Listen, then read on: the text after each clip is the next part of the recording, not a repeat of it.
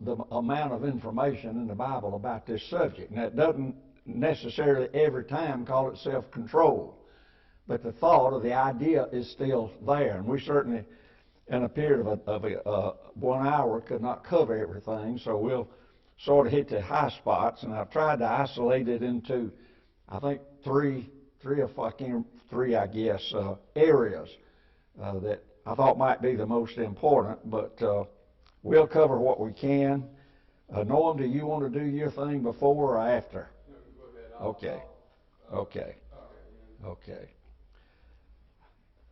Tommy, would you lead us in a word of prayer? Almighty God, our Father, which art in heaven, we are indeed grateful that we have this opportunity to come together to study a portion of thy divine will. We pray, Father, for the class. Pray that each thing that we said will help us as we try to help others. Be with all whom I privilege to pray for. Forgive us of our wrongs, and we love you. In Christ's name, amen. I suspect before we're through this morning, we're going to hit all of us. I know we're going to hit me. We're going to hit me pretty hard. So, but that's okay. Turn over to 2 Peter chapter 1, if you will. You probably know this already. 2 Peter chapter 1, beginning at verse 5. Listen to what the apostle writes. But also, for this very reason, giving all diligence. Now, I think that's very important. It takes diligence to practice self-control, as well as all these other things that he's talking about. Add to your faith virtue, to virtue knowledge, to knowledge self-control, and to self-control perseverance, to perseverance godliness, to godliness brotherly kindness, and to brotherly kindness love. I added another verse there to what's in the handout. I think we recognize these verses as being a part of what we sometimes call the Christian graces. That's areas of Christian living in which we're to grow. And one of these areas is self-control. Now let's look at a couple of definitions. Self-control, the bringing of all our appetites, desires, and passions into harmony with the will of God as expressed in His Word. Another has said that self-control is the power of keeping one's self well in hand, of governing one's passions, of refraining himself from outbursts of anger, from excessive devotion to pleasure or riches, or anything else which concerns this world.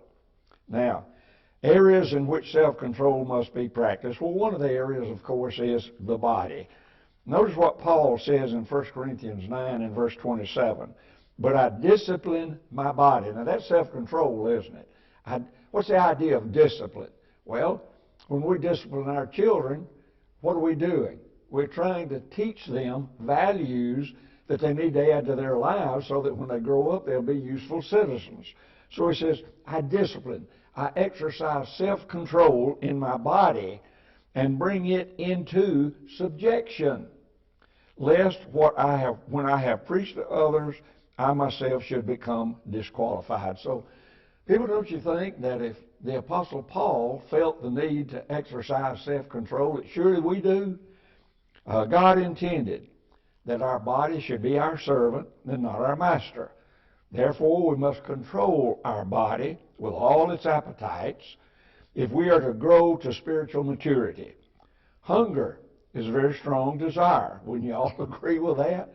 And a natural and proper one. We cannot live very long without food. But if not properly controlled, it could lead to gluttony. Failure to control the body can lead to serious and sometimes fatal physical problems. Smoking can lead to lung cancer. We see that all the time. Lack of exercise, now meddling, can lead to loss of muscle strength and the compromise of our immune system. Paul even said that bodily exercise is profitable for a little. In 1 Timothy chapter 4 and verse 8, little compared to the spiritual exercises in which we need to engage. And there's so many other examples. I believe God expects us to take care of this body. He gave it to us We're stewards of it, and I think he expects us to take care of it so that we can be of greater service in the kingdom. God's also given us other desires of the body called sexual, which are perfectly proper when exercised in the marriage relationship. However, a failure to exercise self-control here often results in the sin of fornication. Note the sexual sins Paul mentions in Galatians 5 and verse 19. Now the works of the flesh are evident, which are adultery, fornication, uncleanness, lewdness. The literal meaning of uncleanness is moral impurity, licentiousness, lasciviousness, and Norm discussed this at length in the August meeting. In 1 Corinthians chapter 6 and verse 20, Paul writes, For you were bought with a price, at a price. Therefore, glorify God in your body and in your spirit, which are God's. Now, the word glorify here means to magnify. It means to extol. It means to praise, to ascribe honor to. So if we're to glorify God in our body, then we must have control of it. But then we must control our minds or our thoughts. Now, I understand this is a very difficult thing to do, as we all know. In 1 Peter chapter 1 and in verse 13, Peter writes, Therefore, gird up the loins of your mind, be sober. I think that word sober here is not related to intoxicating drinks, although that would be perfectly proper. I think he's talking about being serious-minded. And rest your hope fully upon the grace that is to be brought to you at the revelation of Jesus Christ. Now, the word gird here refers to the dress of that day. And, you might find it strange, but people in that day didn't dress like we do today. I think they might be embarrassed and shocked if they looked to see how some people are dressing today. But people wore these long garments, long flowing garments. And they were okay unless they wanted to engage in some activity. So when they wanted to do that, they would pull those garments up and fasten what we would call a belt around them, and they would pull those garments up to get them off the ground. So if they wanted to walk, they could walk. If they wanted to engage in work, they could do that. They did that so it would not impede what they wanted to do. It would not interfere with that. So I think the usage here, when Peter says, gird up the loins of your mind, that's a figurative statement and refers to gathering up all of the improper thoughts that are in our mind, the feelings and activities of the mind, and restraining them so that they might not hinder one's progress toward heaven. And turn over to, if you will, to Mark chapter 7. Mark chapter 7, let's begin reading at verse 20. Jesus says, and he said, what comes out of a man that defiles a man? For from within, out of the heart of men proceed evil thoughts, adulteries, fornications, murders, thefts, covetousness, wickedness, deceit, lewdness, an evil eye, blasphemy, pride, foolishness. All these evil things come from within and defile a man. So if they come from within, where do they come from? They come from the mind, do they not? We sometimes say the heart, but it's literally the mind. So the idea here is, I think, we must control our thoughts. Otherwise, we'll not be able to control our actions. Because, you see, everything we do or everything we say, everything we think, it has its beginning in the mind or the heart. And impure thoughts are harmful or they're sinful. Okay. I think, you look back and people will say, well, this is very difficult to understand, gird up your loins. But with us having hindsight, we understand what he's talking about. And they understood then what he was talking about. Exactly. And they still gird up their loins. That's right. Today. Yeah. To work. That's right. I get the idea sometimes when I read that, put a belt around your mind. Put a belt around your mind to control it. So Matthew chapter 5, verse 28, listen to what Jesus says. But I say to you that whoever looks at a woman to lust for her has already committed adultery with her in his heart. And not the physical act, but when I read this verse, it tells me it's just as sinful to commit adultery in the mind as it is in the physical act. Now, I understand that sometimes these kinds of thoughts come very suddenly. And the idea is not to let them linger. There was an old saying, I heard it many, many years ago. It says, we cannot stop birds from flying over our head, but we don't have to let them nest on our head. So I think, these thoughts are going to come. These evil thoughts are going to come. The problem is, let's not let them stay there. Because if they do, they only fester. They only become stronger. So, to the best of our ability, we just need to get rid of them. In life today, we hear about various folks that, particularly celebrities, that are stalked. And stalking, if you let it all starts in the mind, and these people will put something in their heads and they'll stalk a celebrity. Yeah. It's against the law. Yeah. Well, you can't let your mind stalk on an idea like that.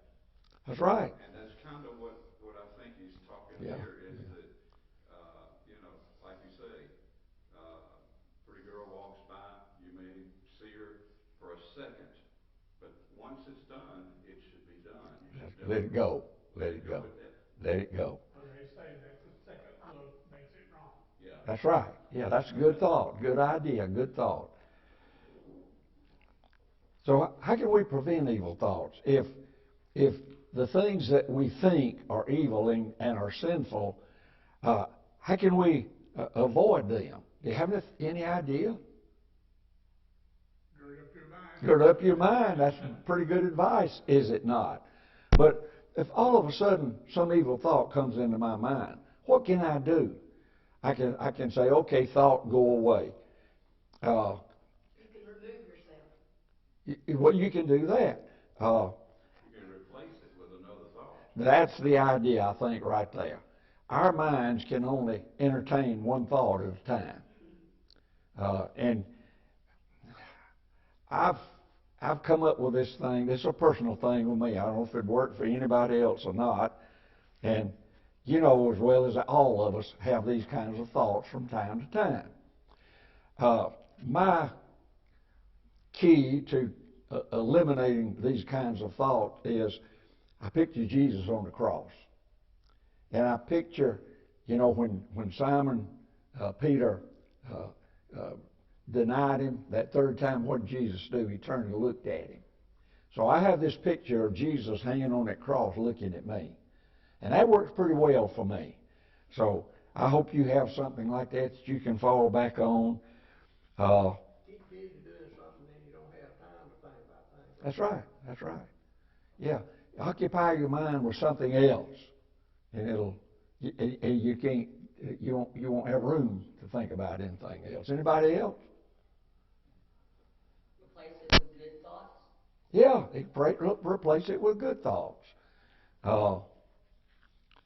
There's just any kinds of ways that we can do that, and it's important that we do it again, because we don't want those evil thoughts to linger. We don't want to have the second thought, the evil thoughts. We don't want that. Well, we need to realize that there are people that need help along this line. Oh yeah.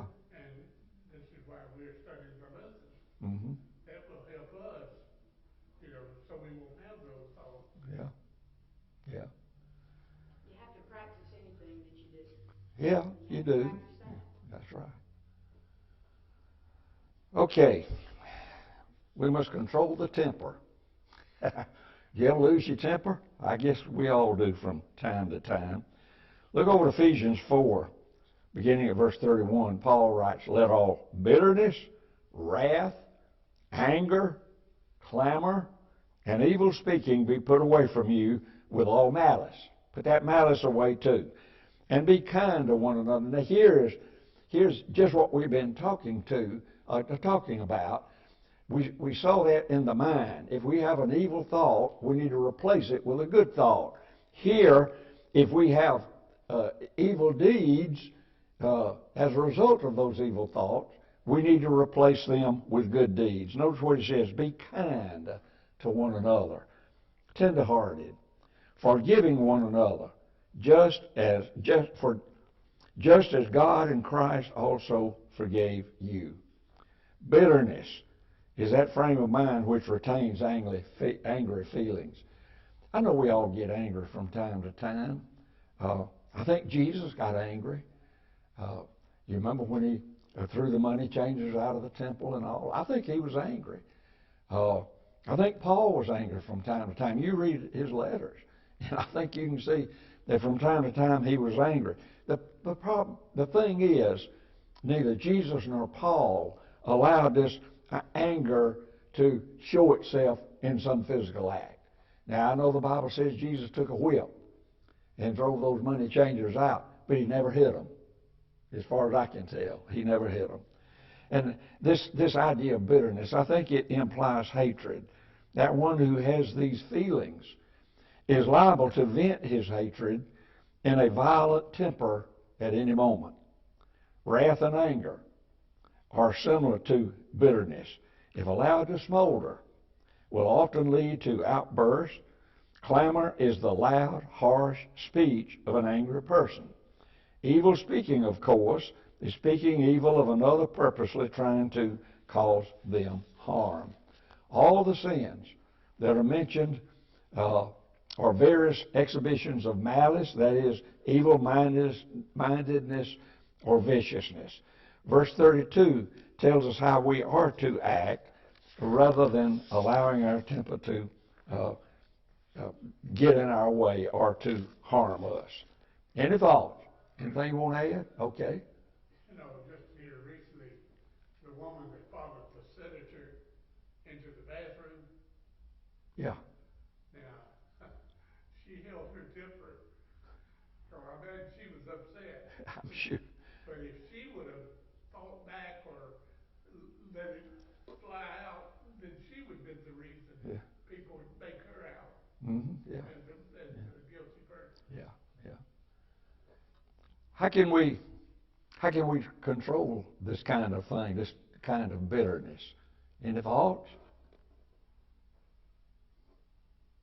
Put it to action and put it to practice and try to make it better instead of just sitting down and just not doing anything. Yeah. It's just like we said. You said we need to have good things, good actions. We need to show love. We know compassion. All these other things that we mentioned. That will help us not to manifest the bad thoughts maybe that are in our minds. But you know. I had a police officer tell me one time that the most dangerous call he could go on was a domestic dispute. And if there were two officers, the first thing they would do would be to separate the people. So to try, you know, if your anger is such and you can separate yourself from it, in other words, just walk away sometimes. Yeah. Just turn your back and walk away. That's the best thing to do. Yeah.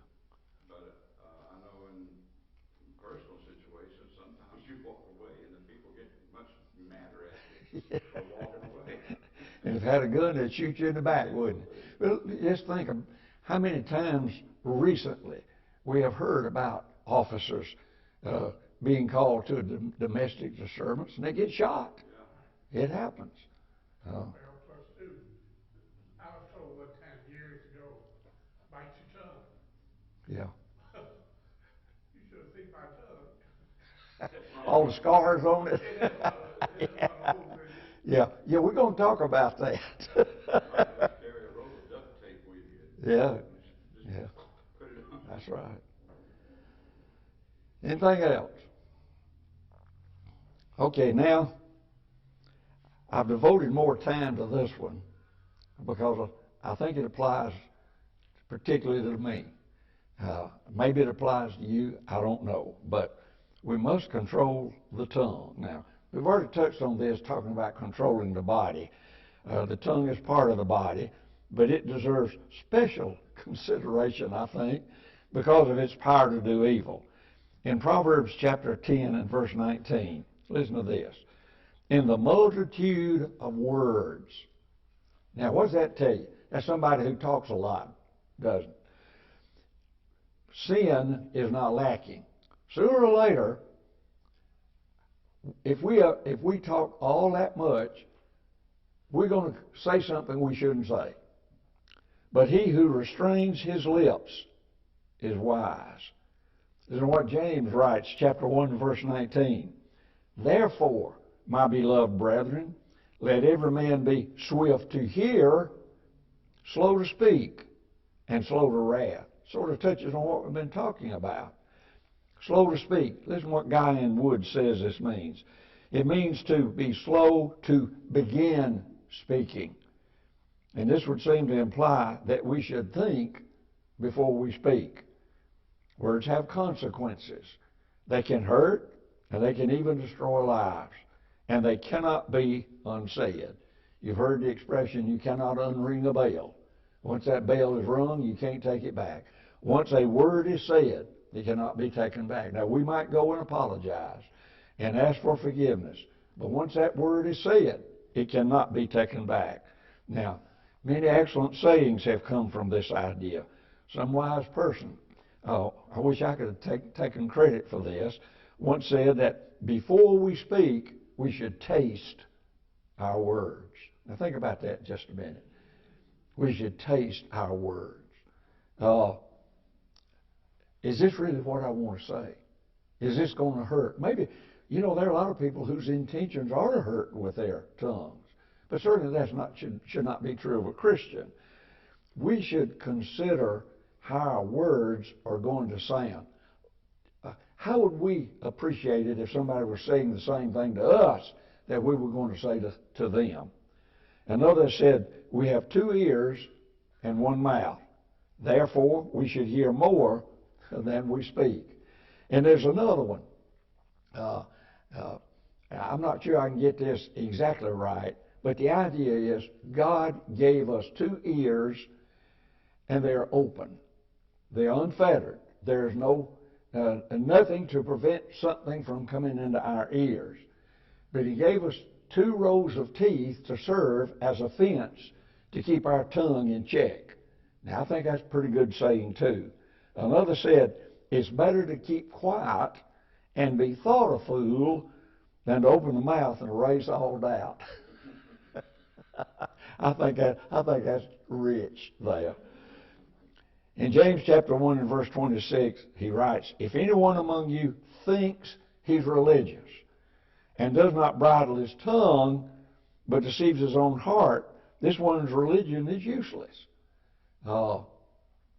Maybe that's food for thought. Maybe we need to think about that. And the context suggests that the word thinks has reference to a man's attitude toward himself. He considers himself to be religious, but his actions show otherwise. That's another one of those phrases, walk the walk and talk the talk. That's right, exactly. He who does not bridle, that means exercise complete control of his tongue, is deceived and has a religion that is useless. His religion is empty, valueless, without benefit to himself, and unacceptable to God. His religion is only an outward one if he does not bridle his tongue. And we might add, will be held accountable in the day of judgment. Anything you want to add to what we talked about so far? Well, it's like you said a while ago, that we can't take it back. We cannot take it back.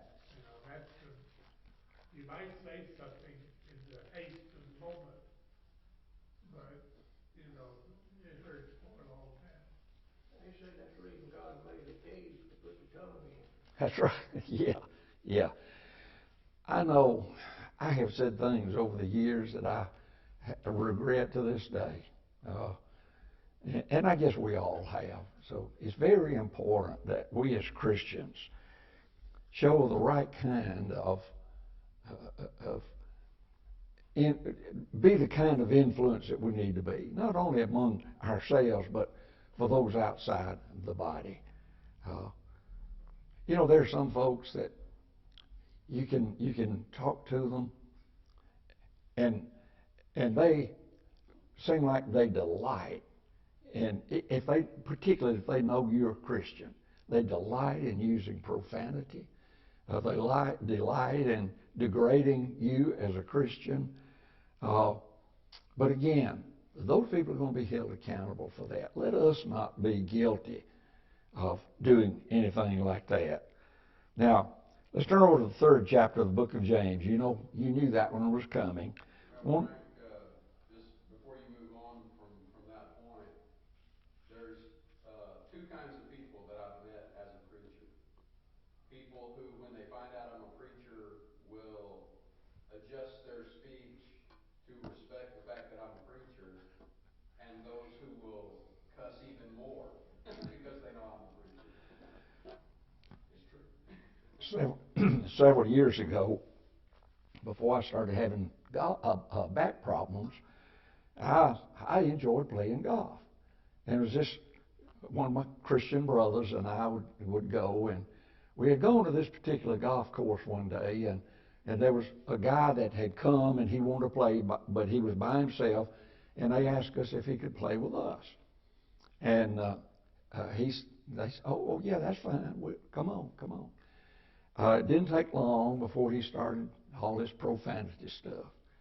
And my Christian brother, who was playing with us, he sort of said, that man's a preacher. Well, on the very next hole, I hit a ball and it wound up in a sand trap. And this guy, I couldn't help but get amused at what he said. He said, preacher, he said, I know you can't cuss that ball, but if you want me to, I'll do it for you. But anyhow, there's absolutely no place in the life of a Christian for profanity, for lying, any way that we can use our tongues for evil. They need to be used for good. Again, replace the evil with good. Tommy? I think this is an example. I had a fellow working for me one time. He cursed every other word. And I'd get on to him and I'd talk to him, and it seemed like I talked to him, he'd curse even more. Well, the doctor I was working for at that time said, Tommy, just make a cross every time he curses. Well, I said, what good is that going to do? He said, try it. And he'd curse, I'd make a cross. And he'd curse, I'd make a cross. And finally he said, Tommy, if you'll quit that, I'll quit that. It bothered me. Whatever works, I guess. Whatever works. I had a friend back in Arkansas. He cussed every other word, but when he was around a woman, he never said one cuss word. But when he was with men, he cussed all the time. Yeah, they try to put that off on situational ethics. Right. Well, That's just situational stupidness. When I was a teenager, my dad had a service station, and we had just gotten a new preacher in at church, and he wanted to come by and see the station and see Dad, and he come by one day. Well, we had a mechanic out there that every other word was profanity, and he come walking out, and I said, I want you to meet somebody. He come out just a cussing from uh, the lube bay over there, and so before I had a chance to introduce him as our preacher, he was just letting it go. And I said, well, this is Clay Kidwell. I said, he's our brand new preacher. I'm so sorry.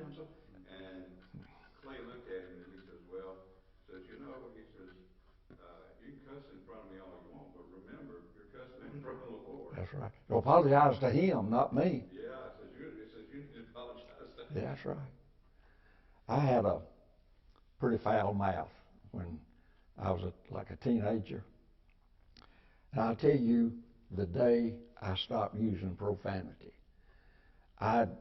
it just came out. I was at home. It just came out. And my mother was standing there. And she turned around and looked at me. She didn't say a word. She just looked at me. That was the last time anything like that ever came out of my mouth. In the first chapter of Luke, the second chapter, Christ said about Nathaniel that there's no guile found in his mouth. That's right. That proves that a person can control We can control it. And I'm not going to tell you it's not hard, but it can be controlled. Well, I'll tell you, being around people that do that as a regular thing can be a problem for a Christian. Yeah. Now, somebody mentioned this a little bit earlier about walking away. I don't go to places, and I won't be around people that I know are that way. Right. Well, my parents, and my mama most especially, it was just in her, and she was full of it, and she let it roll. Yeah. And still to this day, that's one of those things that I have to work hard to try I to know. keep Yeah. out of my head. It Yeah. don't come out of my mouth, Yeah. but it'll come in my Yeah. head because I've heard it so much, and it's still just embedded in there. And I have, I've all but just put a mask over my face, but Mm-hmm. it still runs through my head, Mm-hmm. and I work on it hard to try to stop it. But if you're around it, it gets on you. Mm-hmm. Oh, it does. One of the saddest commentaries I've seen about today's world, I was on Facebook, and no, I was on YouTube, and there was this little girl. She's British, I think, and she must have only been like 13 or 14 years old. But it said on there, and I popped on just to see what it was, see if it was for real.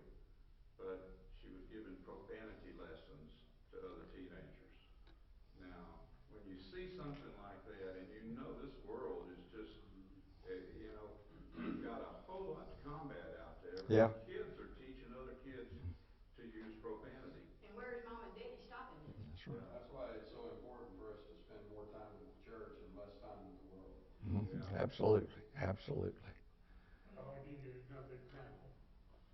I knew a preacher that had been preaching over 50 years, and he got Alzheimer's. His wife had to tell the folks at church, don't come and visit because of his language. Now, he wouldn't have done that if he was straight, No.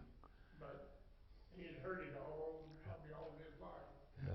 And that's scary. Yeah, that's exactly what happened to my mama and daddy both. Yeah. They had to tell people, we want you to come visit, but just be wary and don't bring your children because we don't know what might come out. I've seen that too. I remember being at a hospital, this was years and years ago, visiting one of the elders of the church where I was attending at that time. And the nurse walked in, and man, he just lit in on her, called her everything under the sun. And I could not believe what was coming out of that man's mouth. So I tried to apologize to the lady, and she said, look, we see this kind of thing all the time. Said, that's not him talking. That is not him talking, and we know that. So we don't get upset about it. But yeah, that happens. Yeah, it does. Okay, let's look at James chapter 3, beginning at verse 5. Even so, the tongue is a little member. Well, it is a little member when we compare it to the rest of the body, and boasts great things. See how great a forest a little fire kindles. And the tongue is a fire, a world of iniquity. The tongue is so set among our members that it defiles the whole body and sets on fire the course of nature, and it is set on fire by hell. For every kind of beast and bird, of reptile and creature of the sea is tamed and has been tamed by mankind. But no man can tame the tongue. It is an unruly evil, full of deadly poison.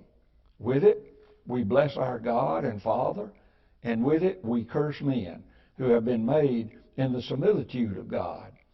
Out of the same mouth proceed blessing and cursing. My brethren, he's writing to Christians, these things ought not to be so. Does a spring send forth fresh water and bitter from the same opening? Can a fig tree, my brethren, bear olives, or a grapevine bear figs? Thus, no spring yields both salt water and fresh. And a lot of other things in that chapter, but in the context of these verses, James in chapter 1, in verse 1, had cautioned against some becoming teachers. And he's not trying to tell people not to become teachers, but I think he's specifically talking about a special kind of teacher. A teacher one who wanted to become a teacher because of what special glory might come to them as a result of that. It's my understanding that in that day, teachers were especially honored. They were set on a pedestal, as it were. But he's talking about these who wanted that, but they were not willing to put forth the time nor the effort to be effective teachers. And I might add, they would even be inclined to teach error. So suffice it to say, the connection in our lesson is that teachers use their tongue in teaching, and they can do great harm, or they can do great good. Now, then he uses the illustration of a bit in a horse's mouth. You all know what a bit is. Some versions say a bridle, but a bit, we know what a bit is. He uses the illustration of the rudder of a ship. I have seen some big ships in my lifetime, and I have seen the rudders on those ships. And they are pretty good. They're big. They're a lot bigger than I am. But in comparison to that ship, they're very small. Although now, they don't make ships with rudders on them. They have engines, like twin engines in the back, and they guide them with those engines, propellers. So it is characteristic of this little member, that is our tongue of the body, to talk big, to be arrogant and boastful. And the power and influence of the tongue are great. It's capable of the greatest good, but the greatest harm as well. The third illustration used by James to denote the power of the tongue is that of fire. I think this is especially significant. The smallest of fires can cause the greatest destruction. Great forests can be burned, as well as homes and other buildings. We see this a lot too. Some forest fires are caused by lightning, but my understanding, the majority of forest fires are caused by careless people. Somebody will throw a cigarette out the window. They will go off and leave campfires and things like that. And it can something very, very small, a match, and look what great damage it can do. I don't know if you remember this, but years ago there was a huge fire out in Yellowstone National Park. And some years after that, we had the opportunity to be there. You could still see the effects of it. They did not go in there and clean up all of those trees that had burned and had fallen over. That's natural, so they leave it. They don't. If they see a animal about to catch a little bunny rabbit, they don't go in. And that's nature. So they don't bother nature. But it can be very devastating. And having shown the devastating effects of fire when it's out of control, James tells us that this is what the tongue is or can do if improperly used. It is a fire in the pain it can inflict and in the destruction it can cause. The tongue is a world of iniquity among the members of the body because of the great harm which it can produce. The improper use of the tongue defiles the whole body. The word defile means to spot or to stain. It cannot be confined. It's like pouring a dye into a bucket of water or introducing yeast into dough.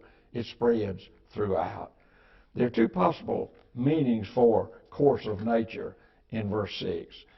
It is either all of a person's life or the sum of all human existence. And both can be true. The tongue's fire is so destructive that it can only be set on fire by hell, which is a place of eternal punishment for the devils and his angels. Guyan Woods makes this interesting point about in his commentary on James. It is truly a sobering thought that the fire which figuratively issues from our tongues when improperly used originates in hell and will lead us there if we do not learn to extinguish it. In the remaining verse that we're considering, and we won't cover them in any detail, James shows the impossibility of taming the tongue completely. We might control it for a time, but sooner or later we're going to lose it, and it can cause havoc. James describes it as being full of poison. Then, after the verses we read, well, part of the verses we read, 9 through 12, James describes the absurdity of a professed Christian using his tongue for both blessing and cursing, good and evil. This is an abomination to God and will result in the loss of our soul. So hopefully we have seen the importance of self-control in our lives as Christians. Any thoughts? Well, Noam has.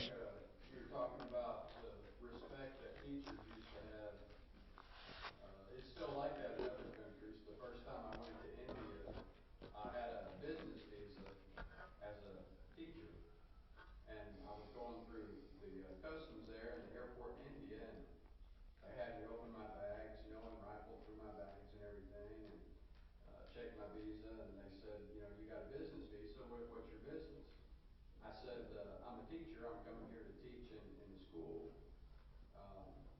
And as soon as I said I was a teacher, they closed up my bags, and he said, if I'd known you was a teacher, I wouldn't have searched your bags. Okay.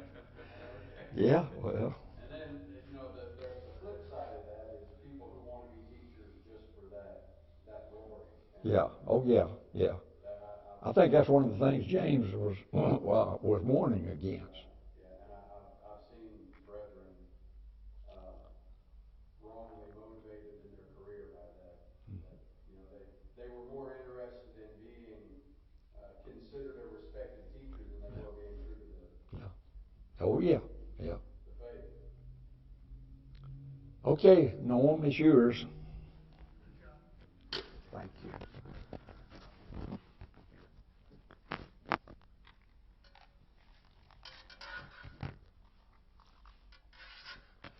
I'll let you do what you want to do. All right. I don't want to hear any complaining because y'all left it up to me. Didn't give me any input. Maybe a little bit. A little input that I ignored.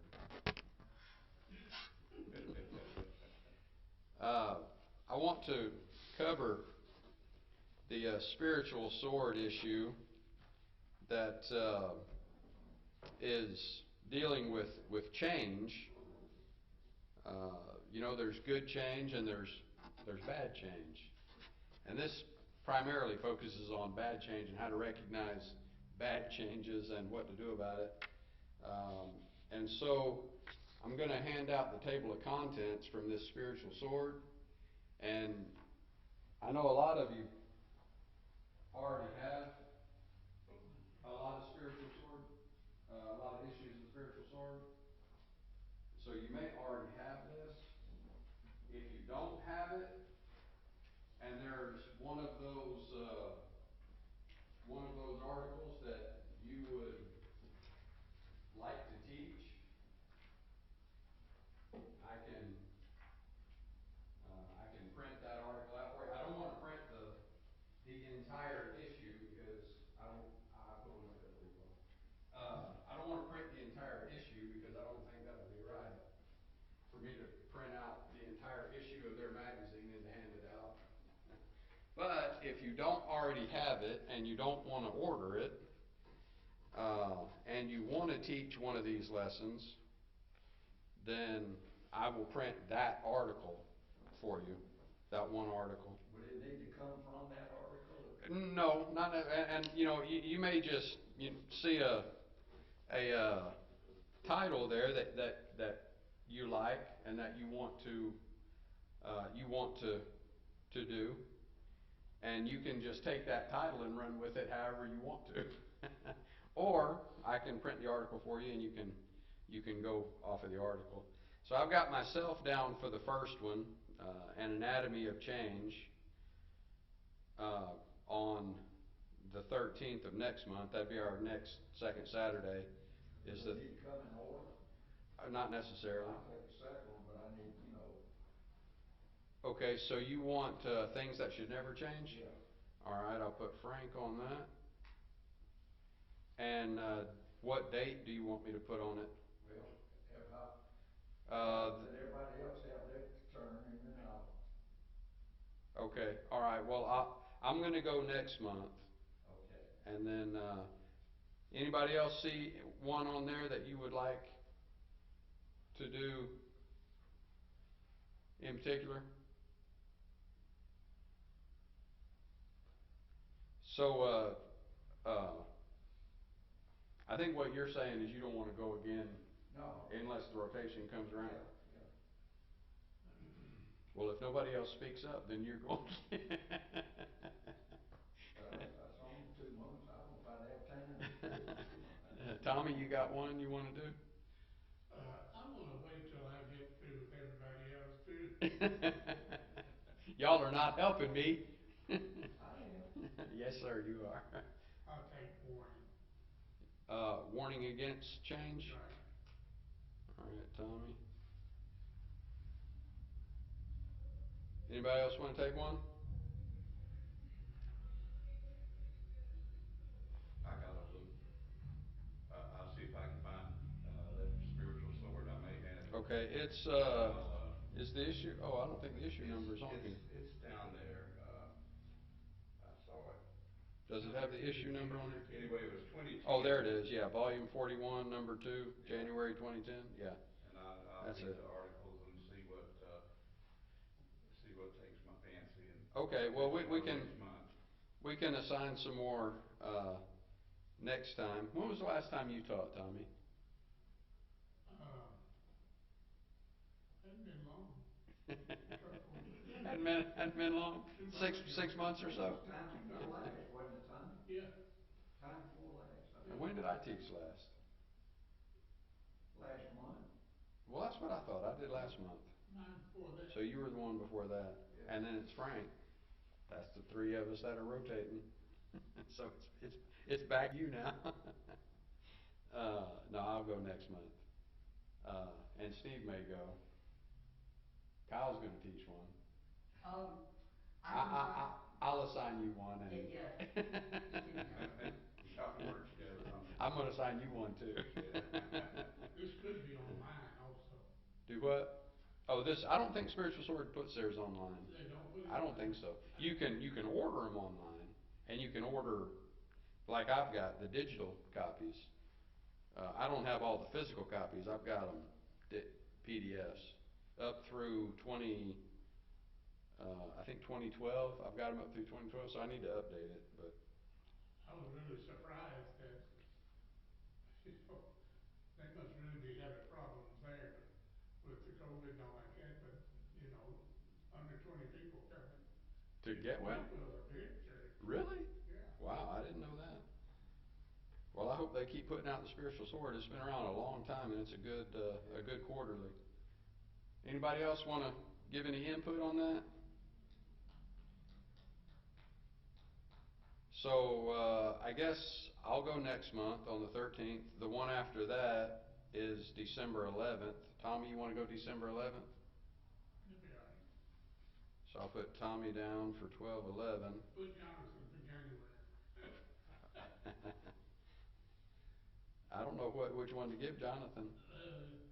They- Should I just put him the next one on there? Yeah, we need to put Jonathan down on here. I'll wait until he's here and can say. It'll be a Tuesday.